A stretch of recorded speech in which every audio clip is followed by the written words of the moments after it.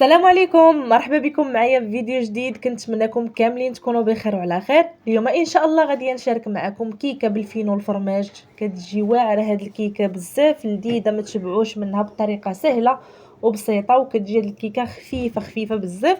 وعلى بركه الله هنا كناخذ المول. تاخذوا اي مول متوفر عندكم. غندهنوا اول حاجه بالزبده، وغادي نرشوا بالفينو اللي هو الدقيق القمح الصلب اولا السميد الناعم جيدا. صافي غادي نرشها به وغادي نخليها على جنب، وندوز دابا باش نشارك معكم مكونات ديال الكيك. على بركه الله. هنايا غادي نحتاج 3 ديال البيضات. بالنسبه للبيض والسوائل يعني المكونات اللي غنضيف في الكيكه يكونوا كاملين بحراره المطبخ. غادي نهرس هنايا في اناء 3 ديال البيضات. الا بغيتو تضيفوا المكونات كاملين في الكاس ديال الخلاط وطحنوا كلشي مزيان ممكن. الا بغيتو تستعملوا غير الطراب الكهربائي اولا الطراب اليدوي كيبقى الاختيار ديالكم. الا استعملتوا الطراب اليدوي غير هو حاولوا انكم تخلطوا المكونات مزيان. هنايا من بعد ما كنضيف 3 البيضات كنرجع نضيف قبيصه ديال الملحه وكاس ديال السكر سنيده تقريبا 150 غرام. بالنسبه للسكر سنيده بغيتو تنقصوا الكميه ديال السكر ممكن تضيفوا كاس ما كيكونش عامر على حسب الذوق ديالكم. وكذلك غنضيف هنايا 2 ساشيات ديال الفاني. الا ما متوفراش عندكم الفاني ممكن تعوضوها بقشور ديال الحامض كيتواتى مع الفرماج بزاف.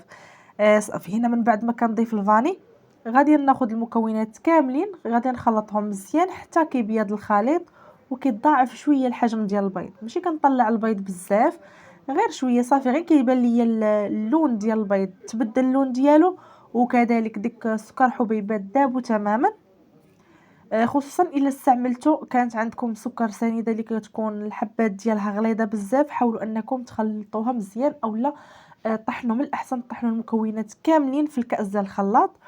صافي هنايا من بعد ما تخلطوا المكونات كاملين غنضيف كاس ديال الزيت. كنعبر بنفس الكاس باش عبرت المكونات كاملين. انا كنضيف الزيت وانا كنخلط، يعني ما كنزقاش من التحرك حتى كينسجم لي الدقيق مع المكونات. من بعد غادي نضيف هنايا كاس ديال دانون اولا كاس ديال الياغورت بنكهه ديال الفاني. الا عندكم ديال الحامض ضيفوه، الا كان عندكم دانون طبيعي ضيفوه، يعني اي نكهه. وكذلك غنحتاج 3 الحبات ديال الفرماج مثلث. الا كان عندكم فرماج مربع ضيفوا 3.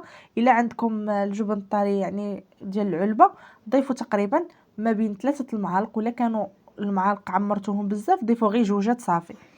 من بعد هنايا غادي نضيف دوك 3 الحبات ديال الجبن. من بعد غادي نضيف عليهم كاس ديال دانون. الا ما متوفرش عندكم دانون ممكن تعوضوه بكاس ديال الحليب. انا مازال غنضيف هاد الكاس ديال دانون وغنزيد نضيف نصف كاس ديال الحليب، يعني نتوما غتضيفوا كاس ونص الا ما بغيتوش تضيفوا دانون.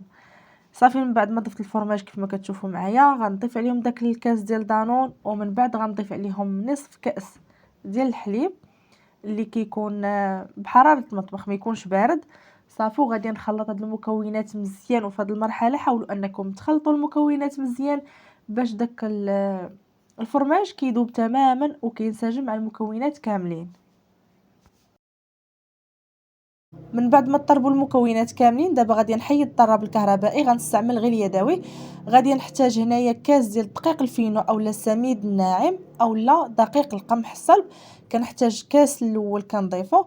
من بعد غادي نحتاج هنايا خميره الحلويات. عندي انا هذه ساشيه كبيره فيها 15 غرام.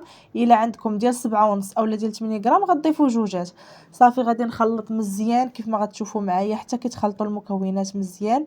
عاد غادي نضيف عاوتاني الكاس الثاني ديال دقيق الفورس اولا الفينو. كنعبر دائما بنفس الكاس باش عبرت القياسات كاملين، يعني الكاس اللي عندكم القياسات اللي عبرتوا به هاد المكونات كاملين هما باش غتعبروا الدقيق. صافي كنرجع نضيف الكاس الثاني، كنرجع عاوتاني كنخلط مزيان كيف ما كتشوفوا معايا. هنايا غادي نعطيكم مقادير اللي هي مضبوطه. غادي نرجع نضيف نصف كاس اخر ديال الدقيق الفينو، يعني احتاجيت 2 كيسان ونص ديال الدقيق. كنرجع نخلط مزيان. واخر حاجه غادي نضيف هي ملعقه ديال الخل. الا ما متوفرش عندكم الخل ممكن تعوضوه بملعقه ديال العصير ديال الحامض. صافي هنايا كنضيف الخل وكنرجع نخلط مزيان. بالنسبه للفران كنكون مشعله قبل، يعني دخلت الفران كان سخون. كنشعل على 160 درجه. هانتوما كيف ما كتشوفوا معايا هنايا القوام ديال الكيكه كيفاش خاصو يكون، واحد القوام اللي ماشي ثقيل وماشي خفيف بزاف، باش كتجيكم هاد الكيكه ماشي مدقصه وما كتجيش ما زويناش، يعني كتجي هي هذيك. بالنسبه للفران كيف ما قلت لكم كنشعل عليها على 160 درجه، غادي نشعل عليها في الاول غير لتحت حتى كطيب، تقريبا كدوز ما بين 30 دقيقه حتى ل 35 دقيقه. كطلوا على الكيكه كيبانوا لكم الجوانب ديالها تحمروا، صافي ديك الساعه غادي تشعلوا عليها غير الفوق، تخلوا ليها تكمل الطياب ديالها تقريبا 40 دقيقه كتكون الكيكه. هاد الكيكه كتكون طيبه تماما. صافي من بعد ما غادي نضيف الكيكه هنايا في المول وندخلها للفران، من بعد ما طيب ان شاء الله نرجع معاكم. وهنايا الكيكه من بعد ما طابت تقريبا خدات مني 40 دقيقه، المهم ما بين 35 دقيقه 40 دقيقه كتكون طيبه.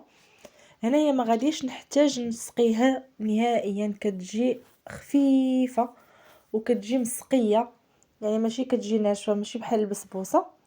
صافي هنايا غادي ناخذ غير المربى وهي مازال سخونه. غناخذ هنايا شويه ديال المربى، غادي نحاول انني ندهنها بالمربى من الفوق. صافي وغادي نرش عليها هنايا الكوك محمر. بالنسبه للطريقه ديال التزيين ديالها كتبقى اختياريه، ممكن تخليوها غير هكاك، ممكن تزينوها بداك الشيء اللي متوفر عندكم. في بلاصه الكوك محمر ممكن تزينوها بالكاوكاو كونكاسي كيكون محمر، او اللوز ايفيلي، مهم داك الشيء اللي متوفر عندكم. الا ما بغيتوش تحمروا الكوك كتضيفوه هكاك غير فاش كتحمروه كيعطي واحد المذاق رائع. بالنسبه للطريقه كيفاش حمرت الكوك، درتو غير في المقله على بوطه تكون متوسطه، وكتبقاو تحركوا فيه باش ما كيتحرقش، راه بالزربه كيتحمر. صافي غير كيذهب اللون ديالو بحال هكا كنطفي البوطه. ودابا غادي ندوز باش نقطع معكم الكيكه. هانتوما كيف ما كتشوفوا معايا الكيكه غير من التقطيعه كتبان ديك الخفه اللي كاينه في الكيكه. الصراحه كتجي بنينه، المذاق ديالها كيجي رائع مع الفرماج والفاني، كيجي ولا اروع. وكذلك كتجي خفيفه، هانتوما غتشوفوا معايا في الفيديو. صراحه داك الفرماج كيعطي البنه، وحتى الكيكه ديالو كتجي خفيفه.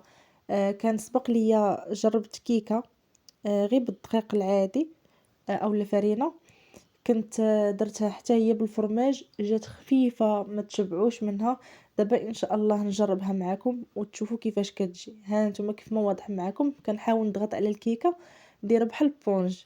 كنتمنى تنال الاعجاب ديالكم، نتمنىكم تجربوها. اللي جرب الوصفه يخلي لي الراي ديالو في التعليق. ولا كنتو اول مره كتزوروا القناه ديالي كنتمنى تشتركوا وتفعلوا الجرس باش تبقوا دائما ان شاء الله توصلوا بكل جديد فضلا وليس امرا.